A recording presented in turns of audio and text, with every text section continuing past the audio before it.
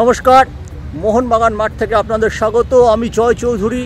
এই মুহূর্তে 10 দিন ব্রেকের পর মোহনবাগানের প্র্যাকটিস শেষ হয়েছে। মোহনবাগান সুপার জায়ান্টের 1.5 ঘন্টার প্র্যাকটিসে আমরা যেটা দেখলাম সেটা হচ্ছে, আমাদের কৌতূহল ছিল দলের 3 চোটগ্রস্ত খেলোয়াড় ঠিক কী অবস্থায় আছেন।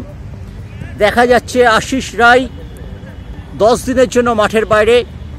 জামশেদপুর এফসি ম্যাচে তাকে খেলার কোনো সম্ভাবনা নেই, তাকে মোহনবাগান পাচ্ছে না। সেক্ষেত্রে বাংলার নতুন ছেলে দীপেন্দু বিশ্বাসের ভাগ্য শিখে ছিটতে পারে এই ম্যাচে। পাশাপাশি আমরা যেটা দেখতে পাচ্ছি যে অ্যালেক্স স্টুয়ার্ট তিনি হালকা অনুশীলন করেছেন, দেশ থেকে ফিরে এসেছেন। স্টুয়ার্ট খেলতে পারবেন কি না সেটা এক্ষুনি বলা সম্ভব নয়। হাতে আরও 5 দিন রয়েছে। এই 5 দিনের মধ্যে তিনি প্র্যাকটিসে কতটা উন্নতি করেন, কোচ কতটা ঝুঁকি নেবেন, তার উপর সব কিছু ডিপেন্ড করছে।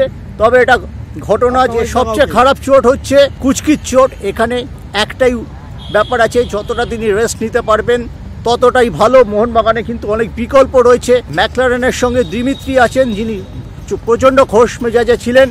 মলিনা হয়তো দীর্ঘমেয়াদী ফুটবল মরশুমের কথা ভেবে ঝুঁকি নেবেন না। আর অনিরুদ্ধ থাপা কিন্তু খেলতে পারবেন বলেই টিম ম্যানেজমেন্ট মনে করছে।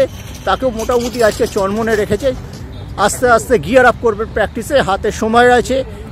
এবং এরই মাঝে আমরা দেখেছি জাকুজির বিকল্প ব্যবস্থা করেছে মোহনবাগান টিম ম্যানেজমেন্ট। একদম গ্যালারির তলায় যে অস্থায়ী জাকুজির ব্যবস্থা করেছিল সেটা একটা অনভিপ্রেত কারণে সেটা ইউজ করতে পারেনি। এটাই ছিল মোহনবাগান মাঠ থেকে মোহনবাগান সুপার জয়েন্ট সম্পর্কে শেষ আপডেট।